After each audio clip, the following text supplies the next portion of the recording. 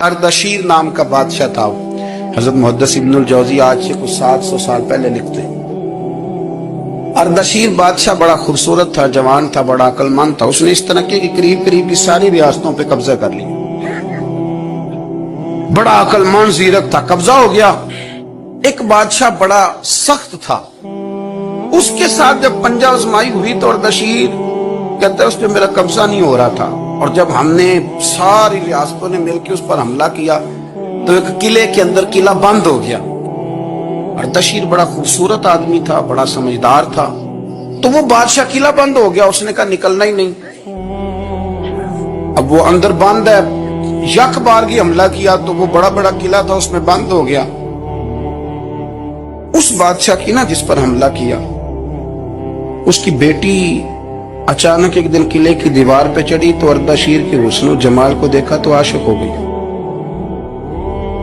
اور اپنے ہی باپ کے خلاف اسے کہنے لگی کہ اگر تو میرے ساتھ شادی کا وعدہ کرے نا تو میں تجھے رستہ بتاتی ہوں حملہ کرنے کو۔ اس نے کہا میرا وعدہ رہا، تو رستہ بتا۔ اس نے رستہ بتایا اس لڑکی نے، اور بادشاہ نے حملہ کیا تو اس کا باپ قتل کیا، اس علاقے پہ قبضہ کیا شادی کے وعدے پر۔ ہاں نفسانی خواہش بندے کو اندھا کر دیتی، نہیں سمجھ آتی اس کو میں کدھر جاؤں، اندھا کر دیتی۔ حملہ کیا، اور جب اس لڑکی کو لے کے آیا نا اپنے محل میں، تو پہلے دن شادی کی پہلی رات تھی، بستر بچھایا کنیز نے، تو وہ کبھی کروٹ ادھر بدلتی کبھی ادھر بدلتی، تو بادشاہ کہنے لگا کیا ہے؟ کہنے لگی بستر میں کچھ ہے، مجھے تکلیف دے رہی۔ اس نے چراغ جلائے اور جب بستر اٹھایا تو ایک اتنا سا دھاگا نکلا۔ دھاگے سے عموماً تکلیف نہیں ہوتی، تو اس نے کہا تو اتنی نرم و نازک ہے کہ دھاگا؟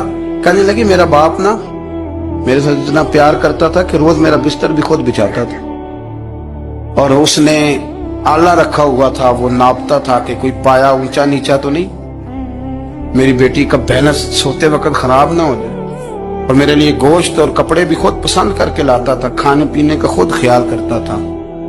اردشیر کہنے لگا اچھا وہ اتنا پیار کرتا تھا، اور پھر تو نے اس کے ساتھ کیا کیا؟ کہنے لگا بلاؤ کنیزوں کو بلایا، فرمایا اس کو اٹھاؤ اور جلاد کے پاس لے جاؤ، اسے کہو کہ اس کے بال ایک گھوڑے کے ساتھ باندھے، پیر دوسرے گھوڑے کے ساتھ باندھے، اور ایک گھوڑا ادھر بھگا دے، کدھر بھگا دے۔ یہ جس کے باپ نے اتنا پیار کیا، یہ نفس کی اتنی غلام ہے کہ اس کی وفادار نہیں رہی تو میری وفادار کیسے بنے؟